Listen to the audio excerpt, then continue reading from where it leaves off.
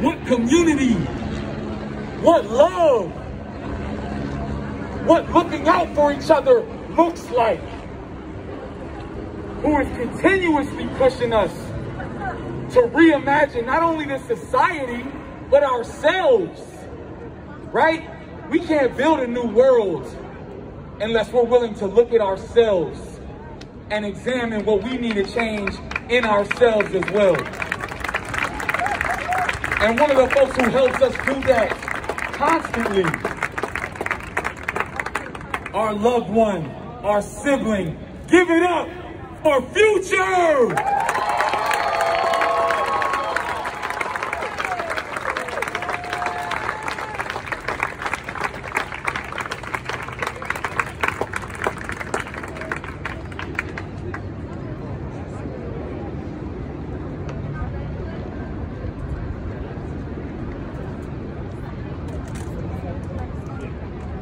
Hello, family.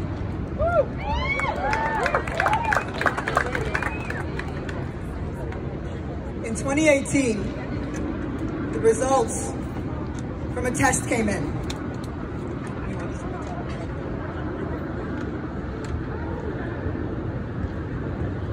It was called The Morality Machine by MIT. In this, 40 million decisions were made in this test by people from 233 different countries. And they asked questions about how we would program driverless vehicles. What decisions would they make, would we make, to teach technology on who was worth saving and who was not? You see, our own biases and limitations are built into the technology that we do today, that we create today. And we see that in our algorithms. We see that in facial recognition technology. The limitations of us, of our ability to see each other as full beings. We build that into the technology that we create. And so, from these results, from 233 different countries and 40 million different decisions, some things that were relatively startling came up, but wouldn't necessarily be shocking to us. In it, across the globe, we would save a younger person instead of an older one. And we would save dogs over cats.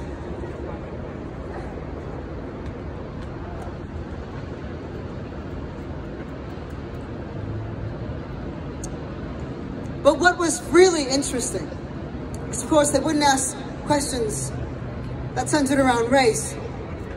What was really interesting was, in this order, older people, dogs, criminals, cats. Criminals were killed almost every time, right above cats. We need to think about what that means. The construction of criminal. And the construction of criminal under capitalism. We need to think about what that means today, in a moment and in a time when billionaires are pandemic profiteering and millions of people are facing eviction. Millions more are starving. And instead we have accepted a construction of criminal that looks like me and that looks like you, a construction of criminal based on class, on poverty. I want to be really clear about what I am saying. Our relationship to morality is very much informed by wealth and criminality. And so we look at each other as criminals before we look at our own administration, before we look at corporations. We look at each other when we know that capitalism is criminal. We know that corporations are criminal.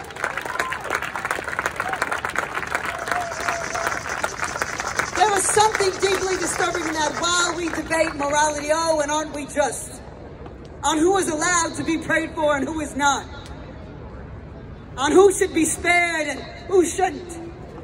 And the responsibility of morality is always placed on those who are denied fair treatment, denied equality, denied equity, denied inclusion. Oh, but we must always be so graceful. We must always offer grace. We have to wonder about why the project of whiteness is so deeply invested on a high road, a road that they have never taken, a road that's never been seen.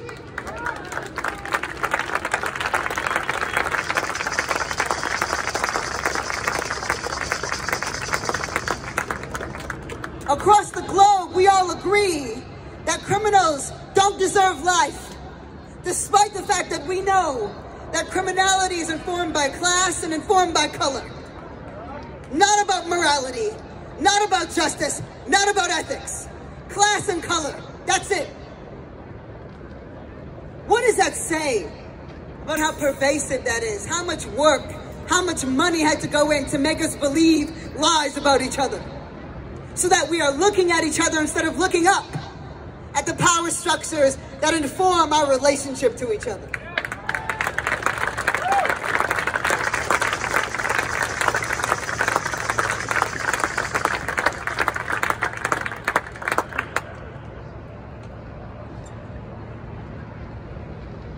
There is not going to be another stimulus check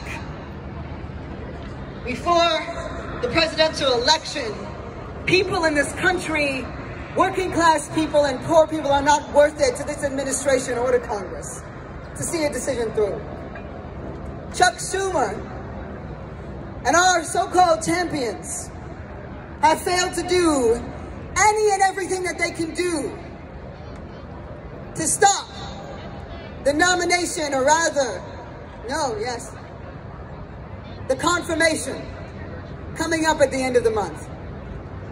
And while that is happening, billionaires continue to profit. While that is happening, our people are being killed on the streets by police officers. You want to know how deeply, insidious and pervasive class is and color? Oh, it's so clear. It's so deeply pervasive. I want to remind you that so many of these sheriffs and so many of these cops are actually from working class families. It goes so deep. It goes so deep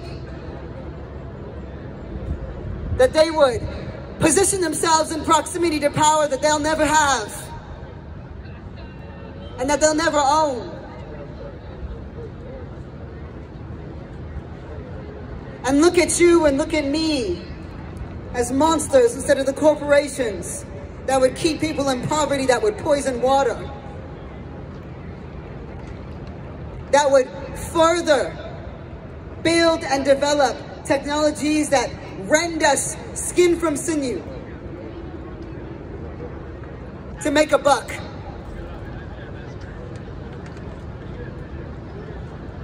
So, we have to be really clear, because the reason that police exist in the first place is because we have a demand for criminals in our country and in our society. And we have in that the construction of criminals and criminality. And criminals are informed by class and color. So we have got to be really clear that in that construction, we have to look at ourselves and each other and be really clear about what we mean when we say defund the police. And what we're actually talking about, people hear defund, what we're talking about is decency and dignity. That is what we are talking about.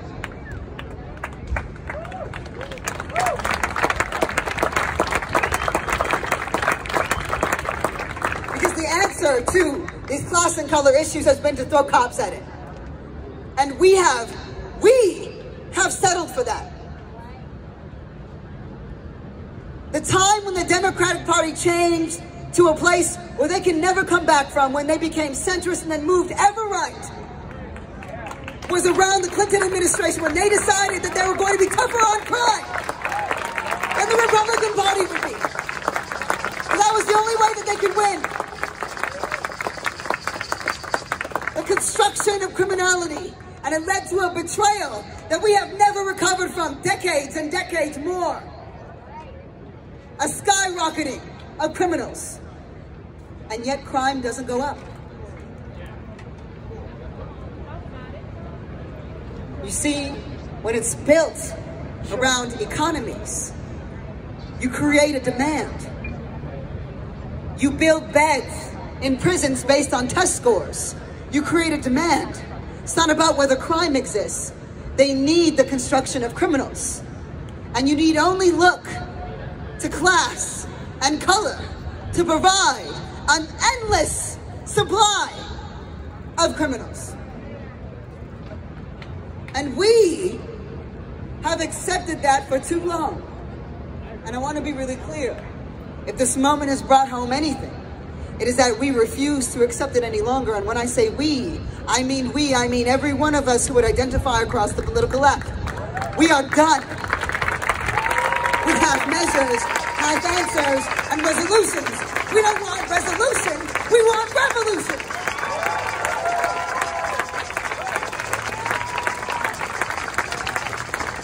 And so we have to go deep into our very understanding of morality, because so much of Western morality informs what we know about each other, and more specifically, Christian morality, Western morality, the idea that there are good people and there are bad people, and that good people are people with money and fair skin, people who are wealth, people who work harder, not people who are born into it, even though we know that people inherit wealth and others inherit struggle.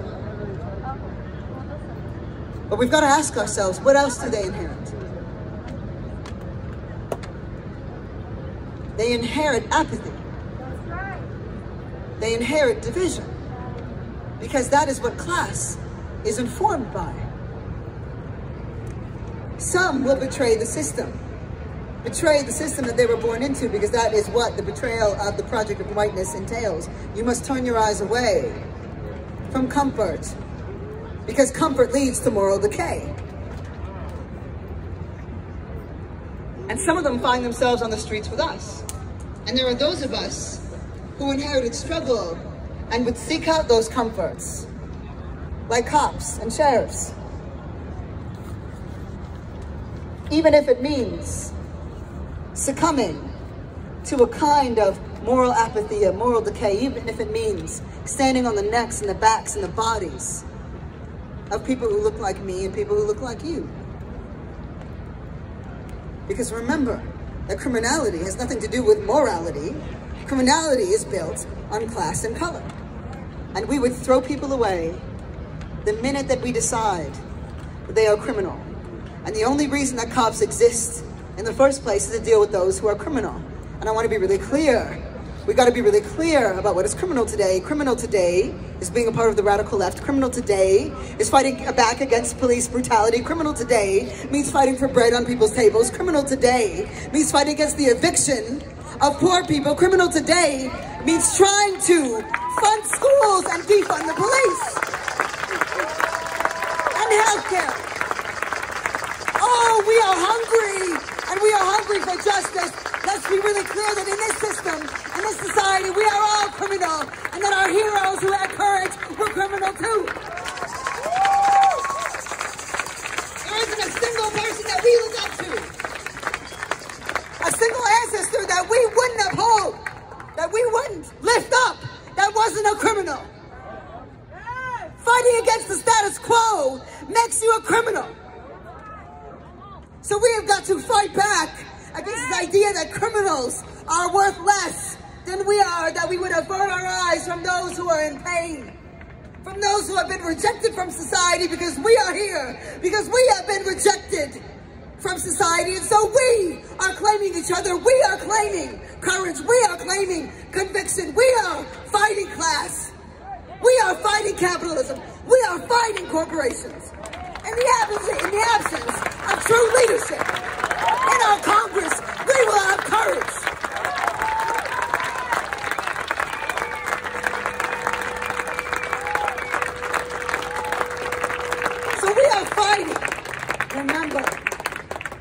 we are fighting against a belief system that would make it so that we only understand each other in hierarchies based on worth, and a false construction of morality that would make us betray each other on the idea of criminality. And remember that criminality is informed by color and class, and that our first betrayals of each other were informed by class. It was the wealthy and the status quo who understood that they could buy out white servants to ensure that they didn't work with black slaves. And they would use those white servants to fight Native and indigenous people on the outskirts of a newly founded America to further claim their land while they sat back and got rich and wealthy, and while their power became more and more concentrated. And we are living in the legacy and the afterlife of that betrayal today. So we have got to continue to betray bigotry and realize that we can never be bought out again. And I'll tell you how I know that. There is no amount of buying out that can now bridge the gap between us and billionaires. It doesn't exist. There are too many bodies piled in between.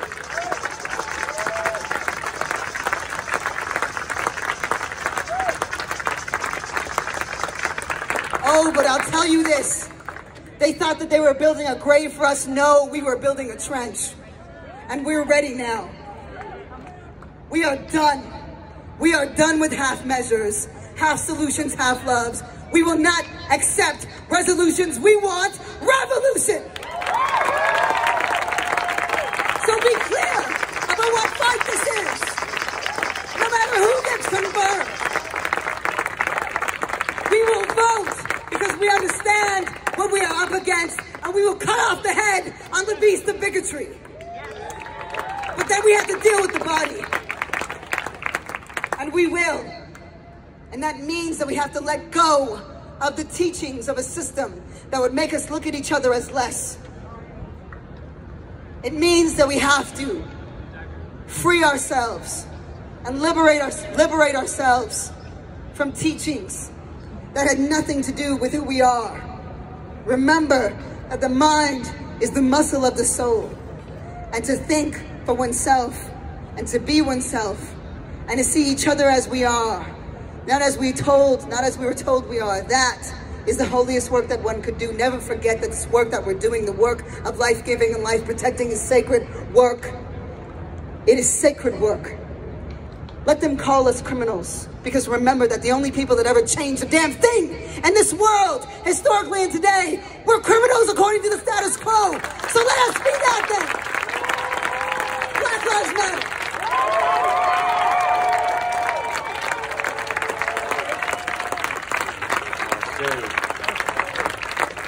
And before we close out, we're going to have one last word from our good pastor, Pastor James Thomas. Somehow last for a second, Pastor.